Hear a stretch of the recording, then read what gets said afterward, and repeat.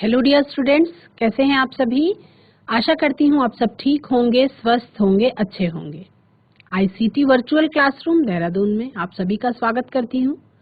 मेरा नाम समता है और बच्चों, क्लास 6 में हम लोगों का सिलेबस कंप्लीट हो चुका है, तो हम हर अलग अलग चैप्टर के रिवीजन कर रहे हैं। हम लोगों ने सजीव और उनका परिवेश इस चैप्टर के क्वेश्चन आंसर्स को रिवाइज कर रहे थे। हम कल उसको थोड़ा सा और रिवाइज करके आगे हम आज एक नया चैप्टर जॉइंट्स वाला उसके क्वेश्चन आंसर का रिवीजन करेंगे। चलते हैं स्मार्ट बोर्ड की तरफ बिना देरी करते हुए और अपनी पढ़ाई को हम आगे जारी रखें। बच्चों, आज हम चैप्टर जॉइंट वाला स्टार्ट करेंगे और इसका स्टार्ट क्या करेंगे, मतलब इसका हम रिवीजन करेंगे, क्योंकि चैप्टर हम पहले ही कर चुके हैं तो इसका रिवीजन करेंगे। इसमें हम लोग देखेंगे कि किस तरह से कौन कौन सी संधि पाई जाती है, कहाँ कहाँ पे शरीर में गति। ये चैप्टर का क्वेश्चन आंसर हम रिवाइज आज करेंगे। शरीर में गति। अब इसमें सबसे पहले हम रिवीजन में क्या करेंगे, सबसे पहले हम कुछ रिक्त स्थानों की पूर्ति करिए, ये वाला करेंगे। रिक्त स्थानों की पूर्ति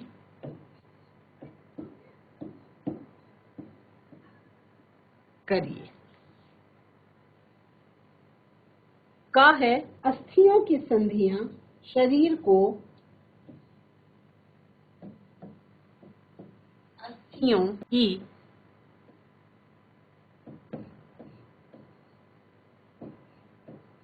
संधियां शरीर को डैश में सहायता करती हैं।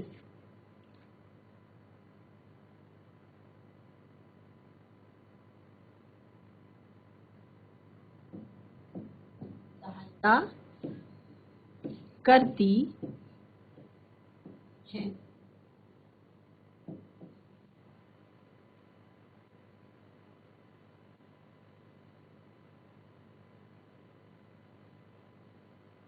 अस्थियां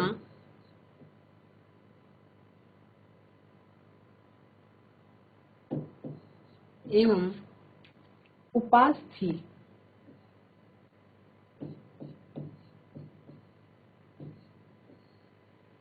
संयुक्त रूप से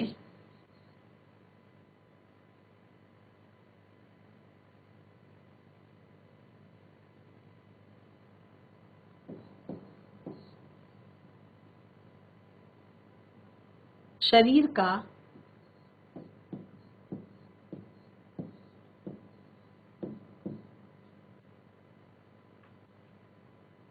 डैश बनाते हैं।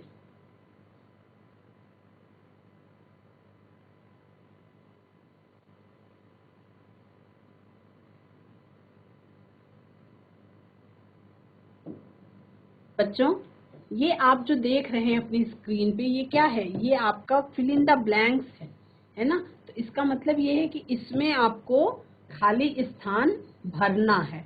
ठीक है, खाली स्थान भरने में आपको मैंने क और ख में दिया। क में लिखा हुआ है कि अस्थियों की संधियां शरीर को, तो अस्थियों की संधियां यानी कि हड्डियों के जो जोड़ होते हैं वो आपकी बॉडी को किस चीज में हेल्प करते हैं, किस चीज में सहायता करते हैं, वो आपको यहाँ पे खाली स्थान में लिखना है। दूसरा देखें, ख, अस्थियां एवं उपास्थियां, यानी अस्थियों को आप क्या कहते हैं, अस्थियों को हम इंग्लिश में कहते हैं बोन्स, और उपास्थियों को हम क्या कहते हैं, कार्टिलेजेस।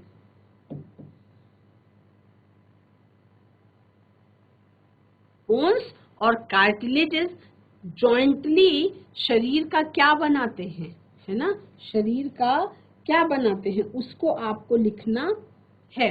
तो पहले चैप्टर हम लोगों का कंप्लीट हो चुका है, क्वेश्चन आंसर्स भी हम कर चुके हैं।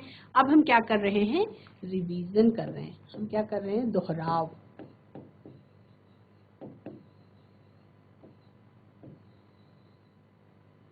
है ना, अस्थियों की संधियां शरीर को गति में सहायता करती हैं। क्या करती हैं? गति में, गति में सहायता करती हैं।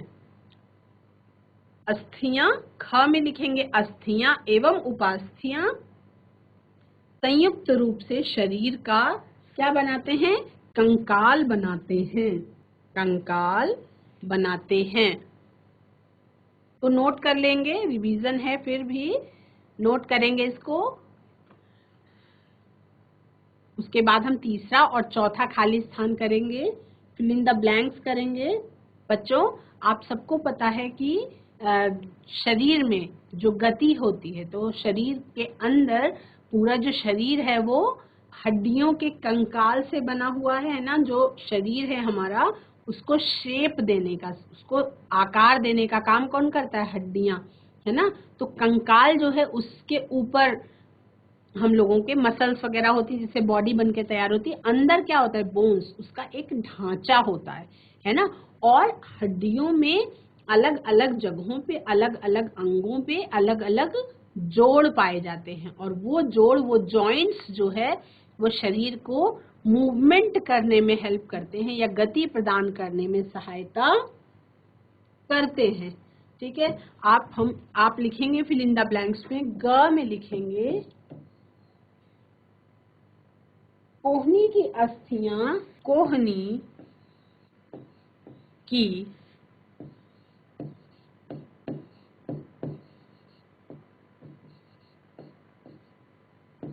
अस्थियां डैश संधि द्वारा जुड़ी हुई होती हैं। यानी उस संधि का नाम बताना है आपको। संधि द्वारा जुड़ी हुई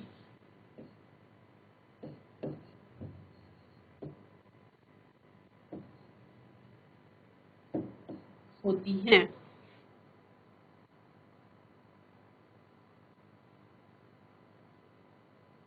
गति करते समय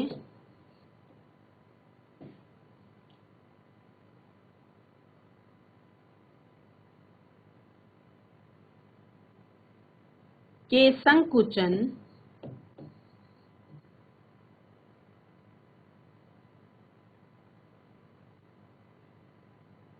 से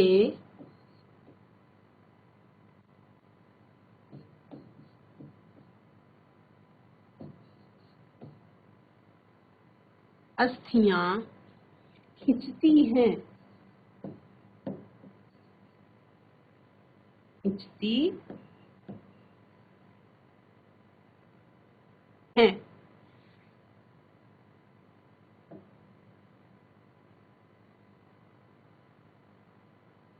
पहला वाला देखेंगे, ग, कोहनी की अस्थियां कौन से जॉइंट के द्वारा जुड़ी हुई होती हैं। तो आप सबको पता है, आपने कितने जॉइंट्स के बारे में पढ़ा था इस चैप्टर में?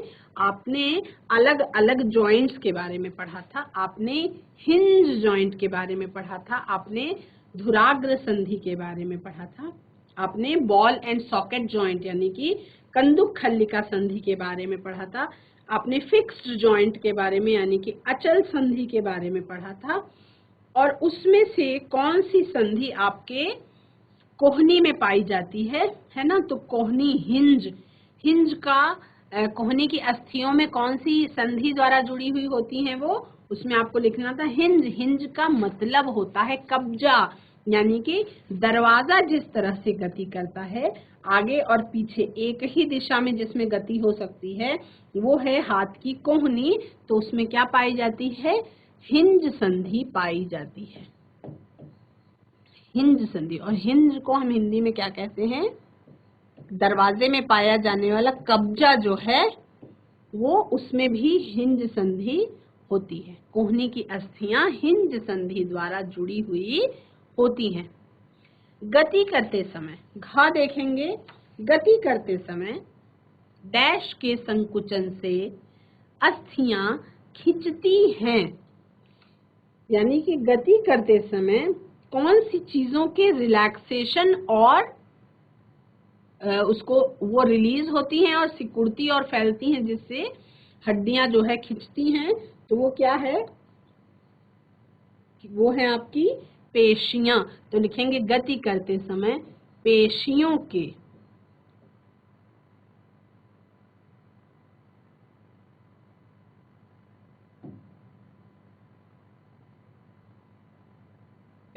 के संकुचन या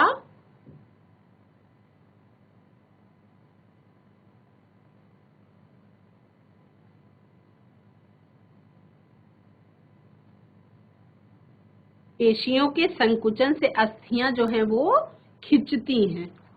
इसको भी लिखेंगे आप सभी।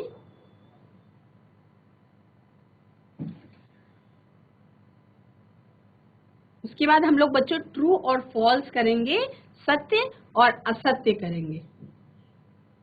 वो देखते हैं सत्य और असत्य कथन।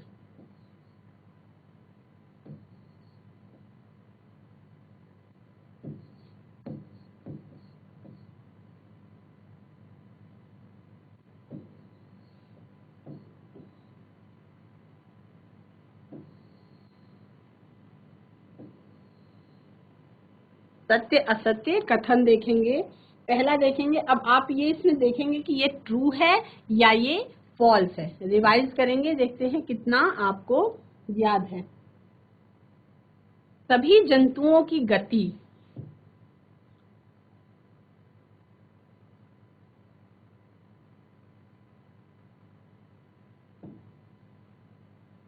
सभी जंतुओं की गति सभी जंतुओं की गति एवं चलन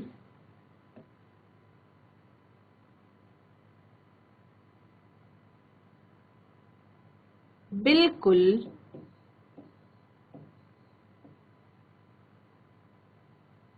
एक समान होते हैं।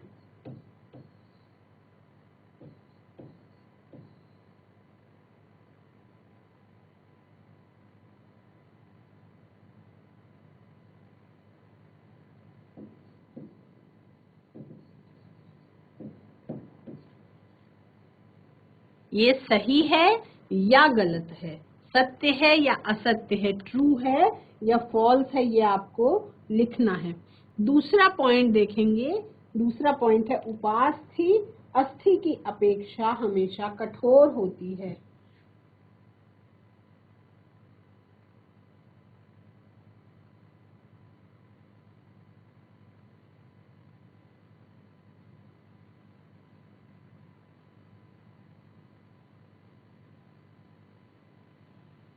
की अपेक्षा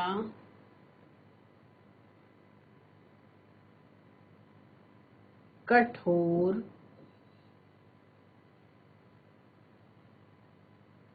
होती है।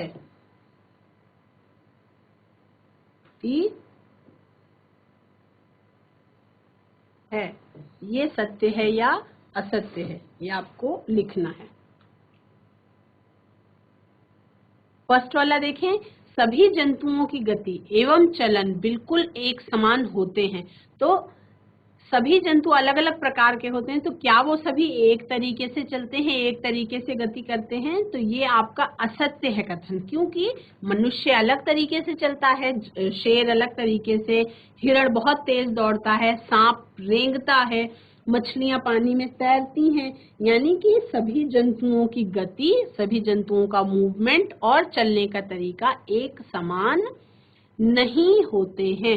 तो ये कथन आपका कैसा हो गया? फर्स्ट वाला जो सेंटेंस है ये आपका हो गया रॉन्ग, यानी कि फॉल्स या असत्य।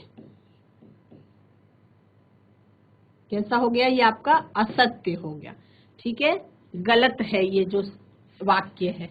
दूसरा है उपास्थि अस्थि की अपेक्षा कठोर होती है। तो आपने जब ये चैप्टर पढ़ा था तो आपने दो चीजों के बारे में पढ़ा था, एक तो अस्थि यानी कि बोन्स, और दूसरी लचीली बोन्स। तो जो बोन्स थी वो आपकी हड्डियां हैं और उपास्थि है कार्टिलेजेस जो लचीली होती हैं। जैसे कि आपके कान में पाई जाने वाली हड्डी उपास्थियों की बनी हुई होती है। तो क्या उपास्थि बोन्स की अपेक्षा कठोर होती है? ये सेंटेंस भी आपका हो गया रॉन्ग। उपास्थि जो है वो लचीली होती है और बोन्स जो है वो कैसी होती हैं? कठोर होती हैं। तो ये सेंटेंस आपका क्या हो गया? असत्य कथन हो गया, यानी कि ये भी हो गया रॉन्ग। नेक्स्ट देखेंगे, जब बच्चे पढ़ रहे थे उस समय पे मैंने आपको बहुत अच्छे से बताया था, बच्चों ने आंसर भी बहुत अच्छे से किया था, तो उसको फिर से रिवाइज कर रहे हैं हम। नेक्स्ट देखेंगे, अंगुलियों की अस्थियों में अंगुलियों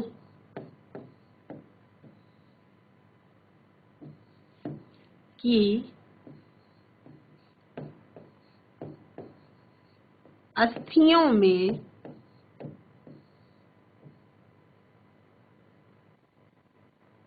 संधि नहीं होती।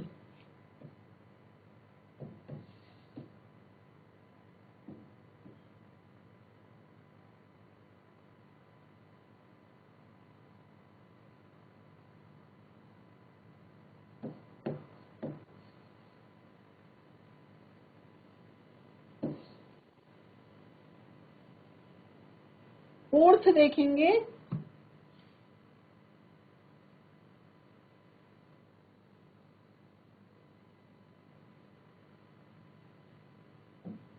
अग्रभुजा, जिन्हें हम फोर लिम्स कहते हैं। अग्रभुजा में दो अस्थियां होती हैं।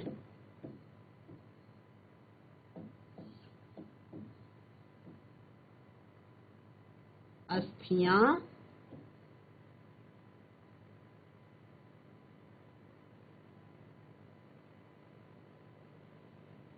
होती हैं।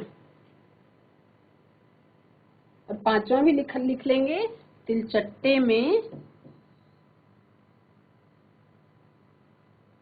तिलचट्टा, जिसे आप इंग्लिश में कॉकरोच कहते हैं, तिलचट्टों में बाह्य कंकाल पाया जाता है।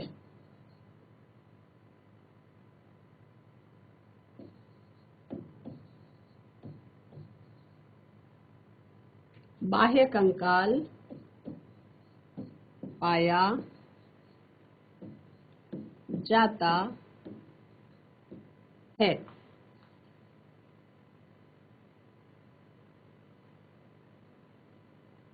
अंगुलियों की अस्थियों में संधि नहीं होती है। तो आप सबको पता है कि आपकी उंगलियों में हड्डियां जो हैं वो तो क्लियर आपको देखने से ही दिखाई पड़ रहा है कि अलग अलग जॉइंट्स पाए जाते हैं, यानी कि ये जो लाइन है अंगुलियों की अस्थियों में संधि नहीं होती है, ये कैसी हो गई? असत्य। ये रॉन्ग हो गया सेंटेंस आपका। अंगुलियों की अस्थियों में अगर ये कहा जाए कि उंगलियों की अस्थियों में संधियां पाई जाती हैं तो ये सेंटेंस सही हो जाएगा। और अगर लिखा हुआ है कि उंगलियों की अस्थियों में संधियां नहीं होती हैं तो ये सेंटेंस कैसा हो गया? असत्य हो गया। नेक्स्ट आपका लिखा है, अग्रभुजा में दो अस्थियां होती हैं।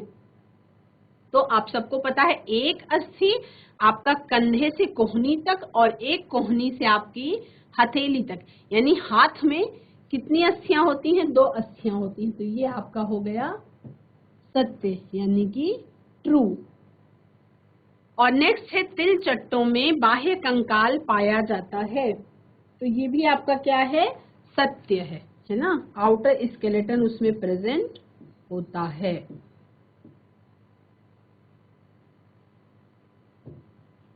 यानी ये वाला भी सेंटेंस कैसा है? सही है। नेक्स्ट एक और क्वेश्चन देखेंगे बच्चों।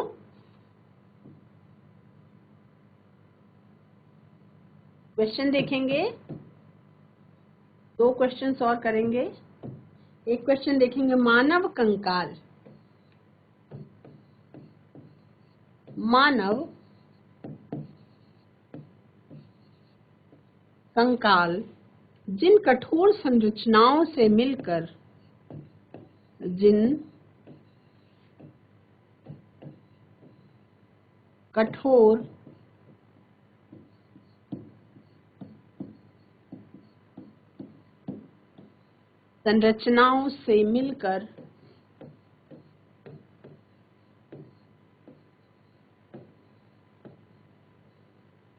बना होता है,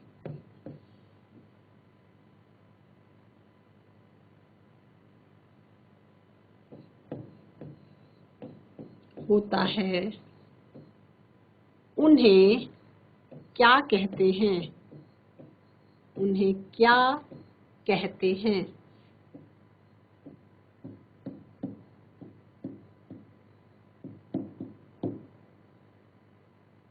और दूसरा प्रश्न है, हमारे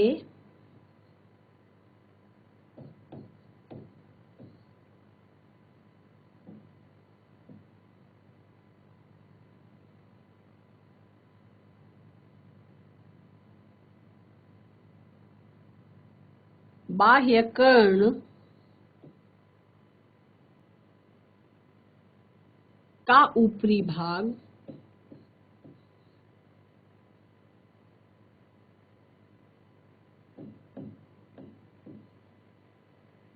जिस संरचना से बना हुआ होता है,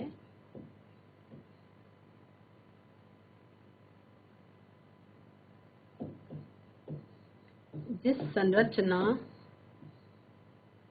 से बना हुआ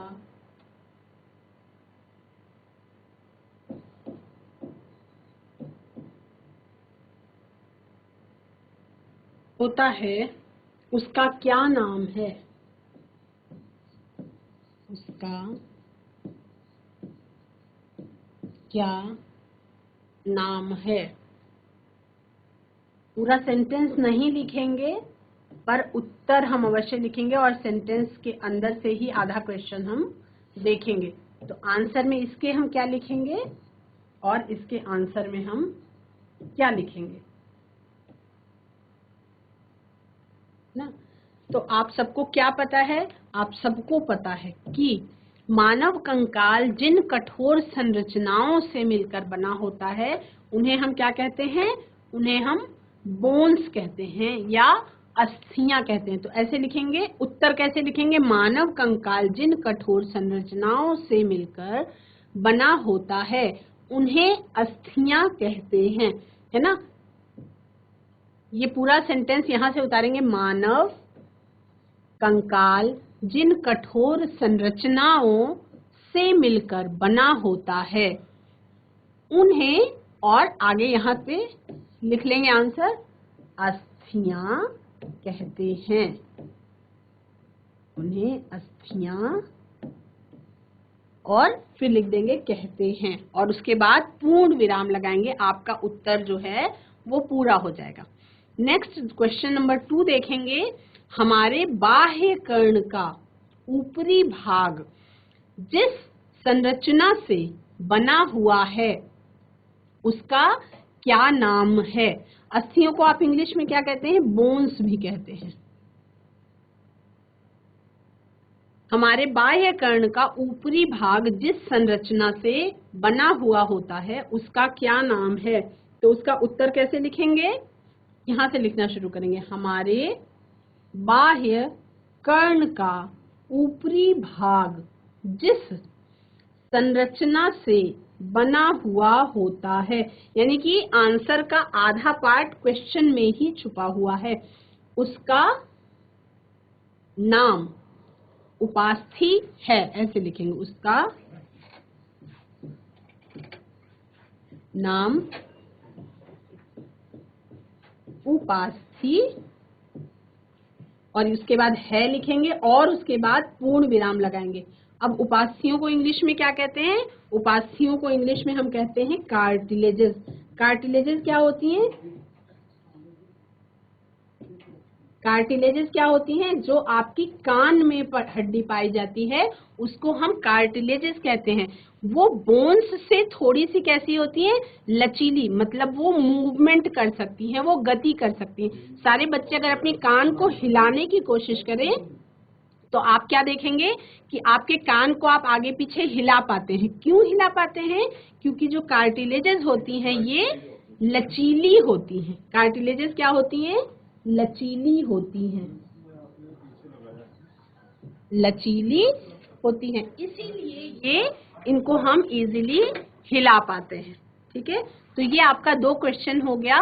आपने सत्य असत्य कथन के बारे में देखा है ना, ट्रू और फॉल्स देखा आपने, फिल इन द ब्लैंक्स देखा आपने, कुछ छोटे क्वेश्चंस। तो क्वेश्चंस का क्या देखते हैं बच्चों, जब आप क्वेश्चन पेपर आपके पास जब आएगा तो आप क्या देखेंगे कि क्वेश्चन में आधा भाग आप क्वेश्चन से उतारेंगे और जो पॉइंट है वो आप उत्तर में लिख के सुंदर से अच्छे से लिख लेंगे, है ना। तो इससे आपका एग्जाम जो है अच्छा हो जाएगा।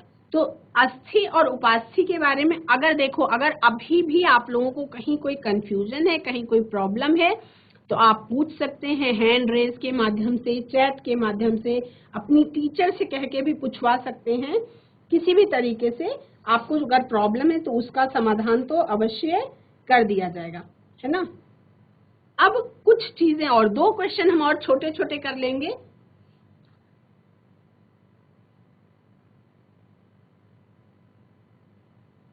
दो क्वेश्चन और छोटे छोटे कर लेंगे बच्चों।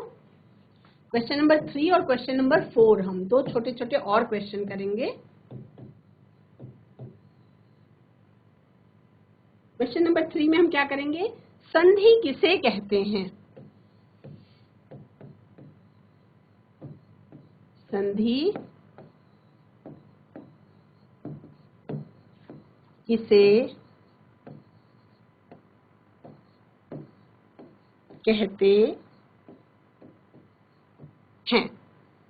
नेक्स्ट क्वेश्चन और क्या करेंगे? हमारे शरीर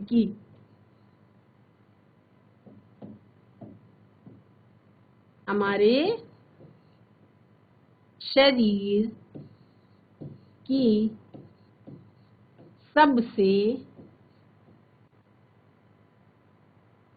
लंबी हड्डी कौन सी है? कौन सी है?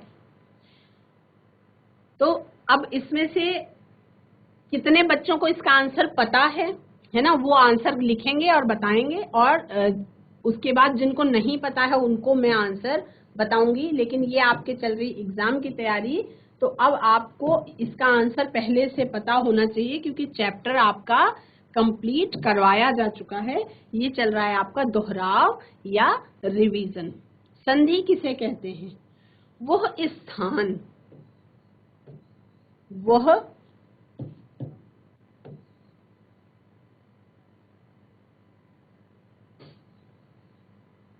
वह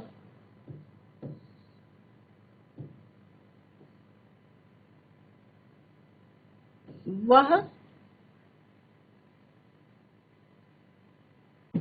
स्थान जहां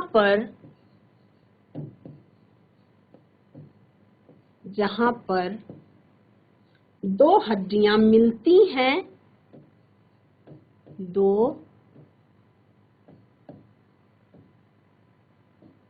हड्डियां या बोन्स मिलती हैं या जुड़ी होती हैं।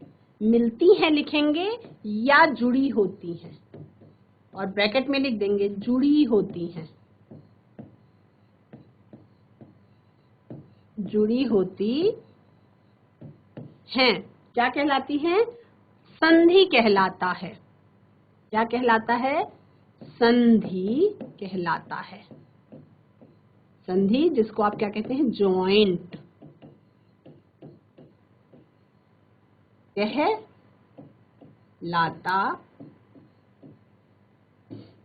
है। अब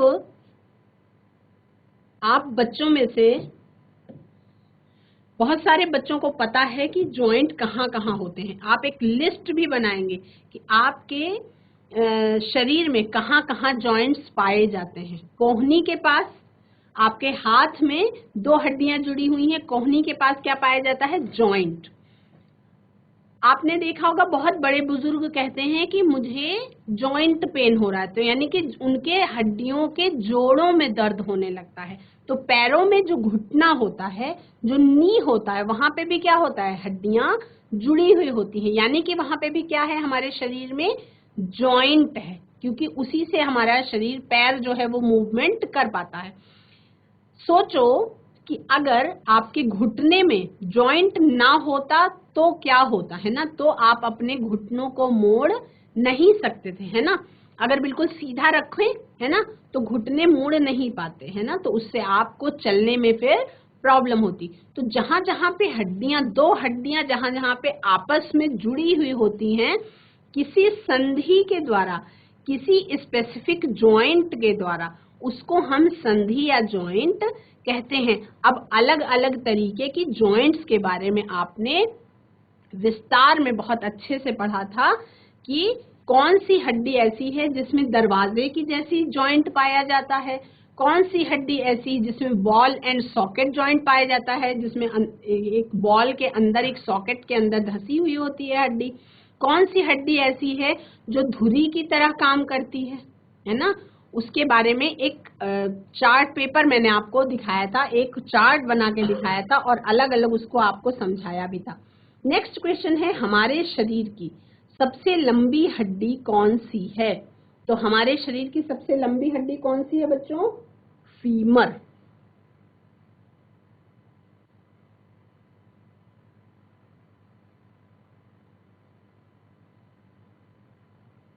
ठीक है, आप लिखेंगे हमारे शरीर की सबसे लंबी हड्डी, उसके बाद लिख देंगे फीमर और यहाँ लिखेंगे है और लिखेंगे पूर्ण विराम।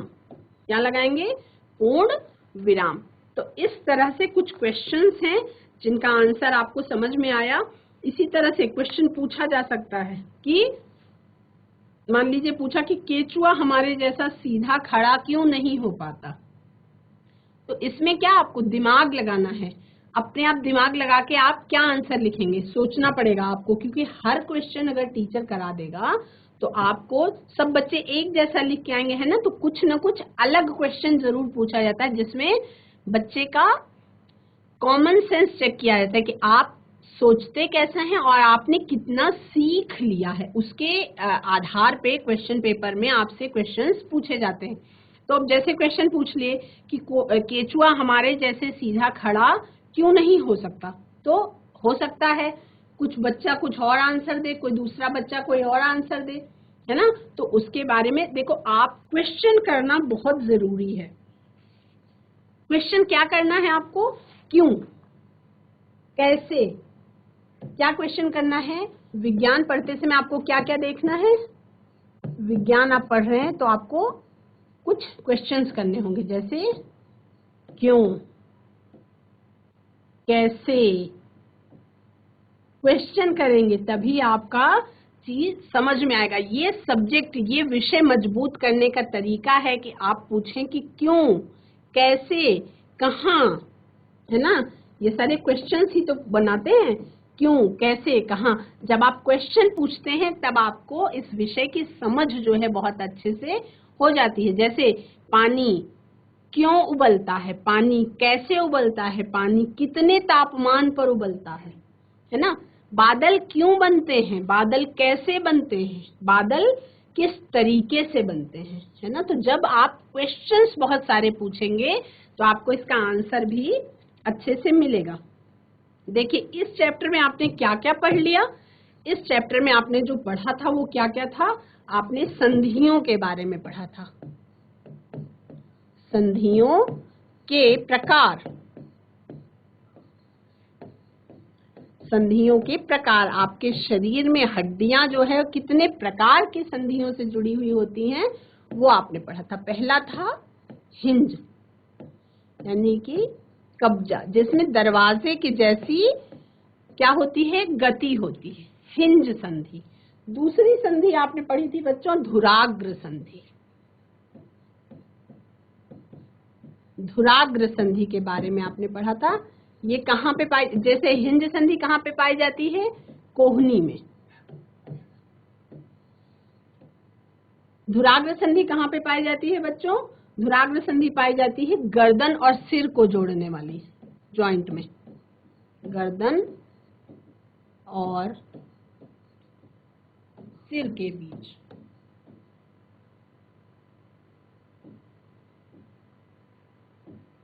तो बच्चों, आज की क्लास में आप सभी ने शरीर में गति इस वाले चैप्टर के क्वेश्चन आंसर्स का रिवीजन किया और कुछ कॉन्सेप्ट जो हम लोगों ने पढ़े थे उसके बारे में भी दोहराव किया आप सभी ने। अगर इस चैप्टर में कोई भी प्रकार की प्रॉब्लम है तो उसको आप चैट के माध्यम से या हैंड रेज के माध्यम से या अपने टीचर के माध्यम से आप पूछ सकते हैं। आपकी प्रॉब्लम का सोल्यूशन किया जाएगा। आज की क्लास में इतना ही। That's all for today. Take care. Bye bye.